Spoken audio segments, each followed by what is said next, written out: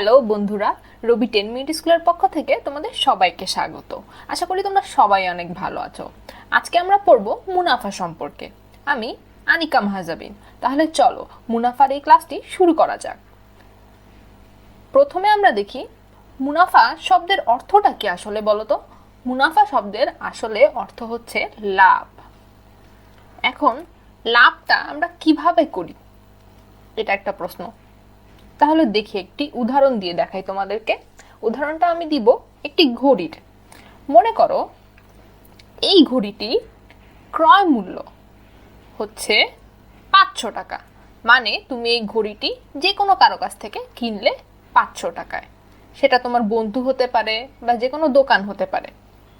এখন ঘড়িটি তুমি 500 টাকায় কিনলে, ভালো কথা, কিন্তু এটি তুমি তোমার আরেকটি বন্ধুর কাছে বিক্রি করে দিলে কিছু বেশি টাকায়। মনে করো ঘড়িটি তুমি তোমার একটি বন্ধুকে 550 টাকায় বিক্রি করে দিলে। এখন তুমি কিনেছিলে 500 টাকায়, কিন্তু তোমার বন্ধুকে দিয়ে দিলে 550 টাকায়। তাহলে কি বলতো, তোমার 50 টাকা থেকে গেল না? এই যে তোমার 50 টাকা তোমার পকেটে চলে যাচ্ছে, এই 50 টাকাই হচ্ছে তোমার লাভ। তাহলে লাভের সূত্র কি বলতো? লাভের সূত্র হচ্ছে বিক্রয় মূল্য বিয়োগ ক্রয় মূল্য। তাহলে আশা করি লাভ কি এটা তোমরা বুঝতে পারলে। এখন লাভ হলো খুব মজার বিষয়, তুমি লাভ করলে। এখন তোমাকে ক্ষতির কনসেপ্টটাও বুঝতে হবে। ক্ষতি কি? এখন মনে করো এই ঘড়িটাই তুমি তোমার বন্ধুর কাছে বিক্রি করলে 500 টাকায়, কিন্তু তুমি দোকান থেকে কিনেছিলে 550 টাকায়। তাহলে কি হলো বলো তো? তুমি কিনেছিলে 550 টাকায়, কিন্তু তোমার বন্ধুকে দিয়ে দিলে 500 টাকায়। এটা কি হলো বলো তো? তোমার 50 টাকা কিন্তু লস হয়ে গেল। এই 50 টাকা হচ্ছে তোমার ক্ষতি। তাহলে আসো আমরা দেখি ক্ষতির সূত্রটা কি। ক্ষতির সূত্র হচ্ছে ক্রয় মূল্য থেকে বিক্রয় মূল্যের বিয়োগ। অর্থাৎ এক্ষেত্রে আমার ক্রয় মূল্যটা বেশি, আমি কিনেছিলাম বেশি টাকায়, একজনকে দিয়ে দিচ্ছি কম টাকায়, অর্থাৎ আমার লস হয়ে যাচ্ছে। তাহলে ক্রয় মূল্য বিয়োগ বিক্রয় মূল্য, এখানে আমার ক্ষতি হলো 50 টাকা। আশা করি তোমরা লাভ কি ক্ষতি কি এই জিনিসটা বুঝতে পারলে খুব ভালোভাবে। এখন আমরা দেখব বাজার ব্যবস্থা।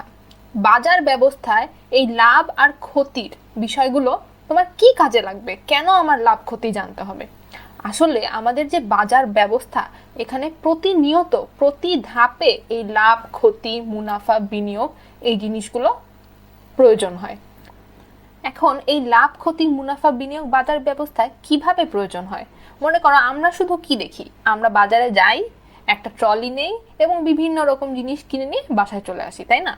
কিন্তু আসলে কি পুরো প্রক্রিয়াটা এত সোজা? আসলে ব্যাপারটা এমন না। আসো আমরা শুরু থেকে দেখি আসলে বাজার ব্যবস্থায় কি হয়। প্রথমে মনে করো আমরা এই যে ধান চাল গম এই জিনিসগুলো কিনি, এগুলো কারা উৎপন্ন করে বলো তো? এগুলো উৎপন্ন করে আমাদের কৃষকেরা তাদের মাঠে, বিভিন্ন গ্রামে বা বিভিন্ন শহরের সাইডে মাঠগুলোতে তারা বিভিন্ন ফসল চাষ করে এগুলো উৎপন্ন করে। এখন এই কৃষক তার উৎপন্ন ফসল, মনে করো ধান গম, এগুলো সেই কৃষক করে কি, এগুলো নিয়ে একটি স্থানীয় বাজারে বিক্রি করে দেয়, যেটি হচ্ছে লোকাল মার্কেট। এখন দেখো আমরা কিন্তু পাই সারা দেশেই এসব ফসল পাই, কিন্তু এই কৃষকেরা কিন্তু সব জায়গায় ফসল উৎপন্ন করে না, কিছু কিছু জায়গায় করে। তারা স্থানীয় বাজারে জিনিসটা বিক্রি করে দেওয়ার পরে স্থানীয় বাজার থেকে সেই জিনিসগুলো আসে হচ্ছে পাইকারি বাজারে। পাইকারি বাজারে অর্থাৎ বিভিন্ন জায়গায় দেশের, সেই পাইকারি বাজার থেকে পাইকারগণ আবার বিক্রি করে দেয় দোকানে। সেই দোকান হচ্ছে খুচরা বাজার, যেখান থেকে আমরা বিভিন্ন সামগ্রী কিনে থাকি। একটা জিনিস তোমাদেরকে যেটা বুঝতে হবে সেটা হচ্ছে এই কৃষক যখন তার উৎপাদিত ফসল স্থানীয় বাজারে বিক্রি করে, তখন কৃষক কিন্তু বিক্রেতা আর এই স্থানীয় বাজার কিন্তু তার ক্রেতা।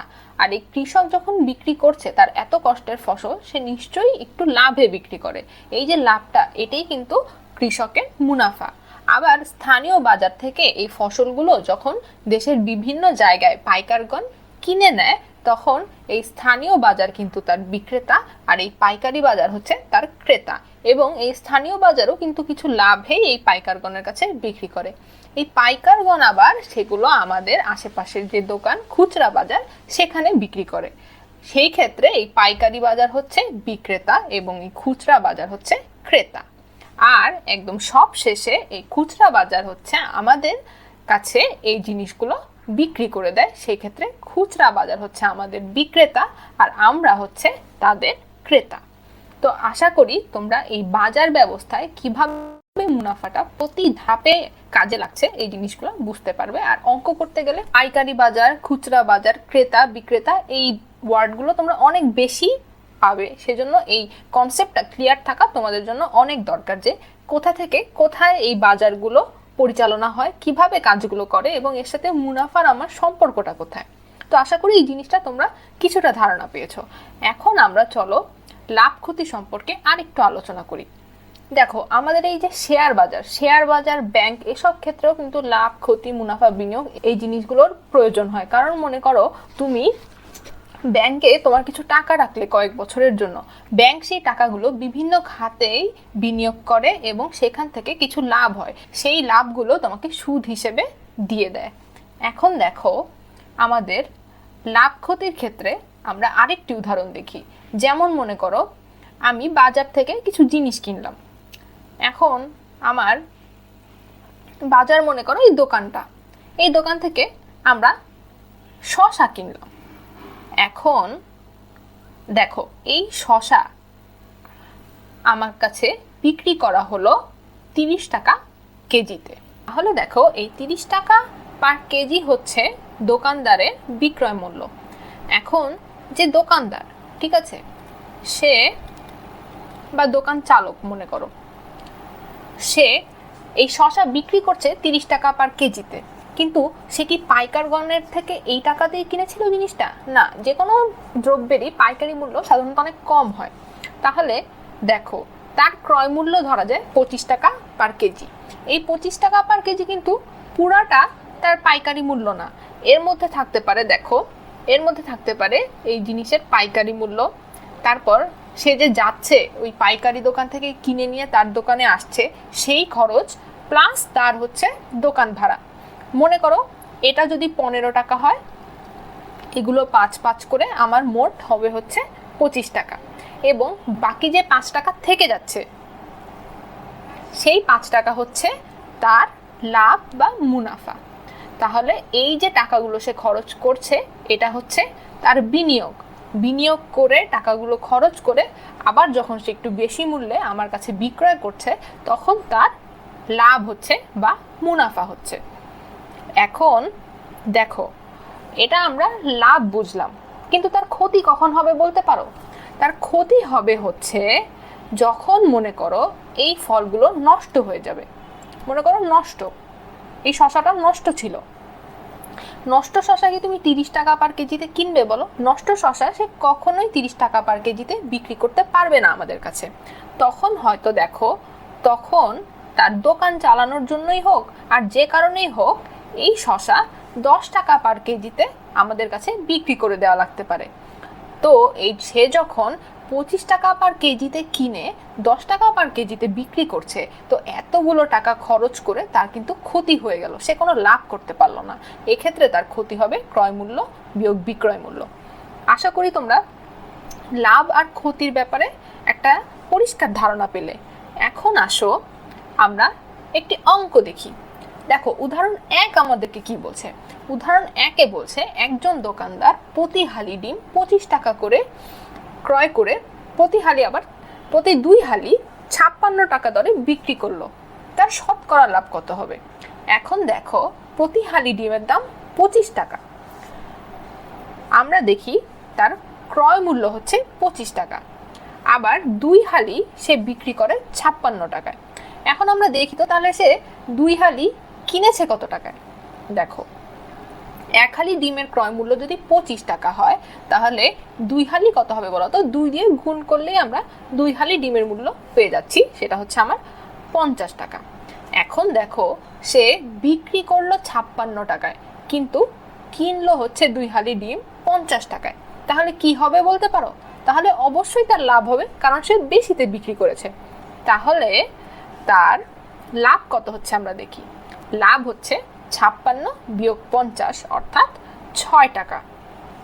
আমরা এই শতকরা যখন হিসাব করতে বলবে, শতকরা লাভ কত, শতকরা ক্ষতি কত, সবসময় সেটা ক্রয় মূল্যে হিসাব করব।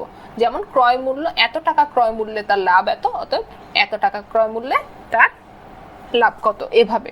কারণ কি জানো, আমার লাভ বা ক্ষতি সবসময় ক্রয় মূল্যের উপরেই নির্ণয় করা হয়। তাহলে এখন দেখি আমরা ঐকিক নিয়মে অঙ্কটা কিভাবে করতে পারি। ঐকিক নিয়মে আমরা করতে পারি কি, দেখো 50 টাকা আমার ক্রয় মূল্য ছিল 50 টাকা, এই 50 টাকায় আমার লাভ হলো 6 টাকা, সুতরাং 1 টাকায় কত হবে, সুতরাং 100 টাকায় কত হবে। এটা আমরা এমনিতে লাভ ভাগ ক্রয় মূল্য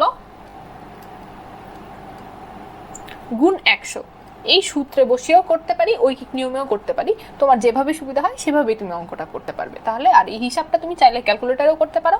এটা একটা সহজ হিসাব, 50 2 দিয়ে গুণ করলে 100 আর হচ্ছে 6 গুণ 2 12। এটা তুমি হাতেও করতে পারো, ক্যালকুলেটারও করতে পারো, তোমার ইচ্ছা। তাহলে আশা করি এই লাভ ক্ষতির প্রথম উদাহরণটা তোমরা সহজেই বুঝে গেলে। এখন আসো আমরা লাভ ক্ষতির আরেকটি অঙ্ক দেখি। এখানে বলছে কি দেখো, একটি ছাগল 8% ক্ষতিতে বিক্রয় করা হলো, ছাগলটি আরো 800 টাকা বেশি মূল্যে বিক্রয় করলে তার 8% লাভ হতো। এখন ছাগলটির ক্রয় মূল্য নির্ণয় করো। এসব ক্ষেত্রে তুমি প্রথমে এই যা বলেছে সব 100তে বের করে দেখবে, কারণ হচ্ছে তোমাকে সব পার্সেন্ট দিয়ে বলেছে, তাই না? পার্সেন্ট মানে কি? পার্সেন্ট মানে হচ্ছে সে তোমাকে শতকরার হিসাব বোঝাচ্ছে। তাহলে প্রথমে আমাদের কি করতে হবে, এই অঙ্কগুলো পড়ে না প্রথমে খুব এলোমেলো লাগে, মাথা নষ্ট হয়ে যায়, এরকম একটা অবস্থা। কিন্তু তুমি একটু সহজভাবে চিন্তা করবে যে তোমাকে বলেছে 8% ক্ষতিতে বিক্রয় করা হলো, 8% লাভ হতো, তাহলে আমি এই পুরো জিনিসটা 100তে করে দেখি। অর্থাৎ দেখো, যদি 8% ক্ষতিতে আমার ছাগলটা বিক্রয় করি, তাহলে আমার বিক্রয় মূল্য কত বলো তো? 100 বিয়োগ 8, অর্থাৎ আমার বিক্রয় মূল্য হবে হচ্ছে 92 টাকা। এখন দেখো 8% লাভে যদি আমি বিক্রয় করতাম, 8% লাভে বিক্রয় করলে আমার বিক্রয় মূল্য কত হইতো বলো তো?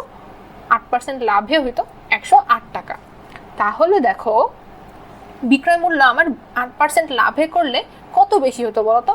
8% লাভে বিক্রয় করলে হতো হচ্ছে 16 টাকা, বিক্রয় মূল্য 16 টাকা বেশি হতো। এই 16 টাকা বেশি হইতো হচ্ছে আমার 100 টাকা ক্রয় মূল্যে, তাই না? দেখো দুই ক্ষেত্রেই কিন্তু আমার ক্রয় মূল্য 100 টাকা, কিন্তু যখন 8% ক্ষতিতে হচ্ছে তখন আমার বিক্রয় মূল্য 92 টাকা, 8% লাভে হচ্ছে তখন আমার বিক্রয় মূল্য হচ্ছে 108 টাকা, আর আমার বিক্রয় মূল্য বেশি হচ্ছে 16 টাকা। তাহলে দেখো আমরা এভাবে লিখতে পারি যে এই 16 টাকা আমার বেশি হলো যখন ক্রয় মূল্য আমার 100 টাকা ফিক্স। তাহলে এই 1 টাকা বেশি ক্ষেত্রে আমার ক্রয় মূল্য কত হবে, আর আমার বিক্রয় মূল্য যদি 800 টাকা বেশি হয় সেই ক্ষেত্রে আমার ক্রয় মূল্য কত হবে। তাহলে আমরা ঐকিক নিয়মে সহজে এই সমাধানটা করতে পারি, 100 গুণ 800 ভাগ 16। তাহলে আমার উত্তর হচ্ছে 5000 টাকা। তাহলে ছিল ছাগলটির ক্রয় মূল্য 5000 টাকা। আশা করি তোমরা উদাহরণের এই অঙ্ক দুটি বুঝতে পেরেছো। আজকের ক্লাস এই পর্যন্তই। এর পরের দিন আমরা উদাহরণের আরো কিছু অঙ্ক দেখব এবং মুনাফার ব্যাপারে আরেকটু ক্লিয়ার ধারণা নিব এবং তোমাদেরকে মুনাফার একটি সূত্র বুঝাবো আমি। তাহলে আজকে যা যা করা হলো সেগুলো তোমরা একটু প্র্যাকটিস করবে, বাসায় দেখবে। ভালো থাকো, ধন্যবাদ।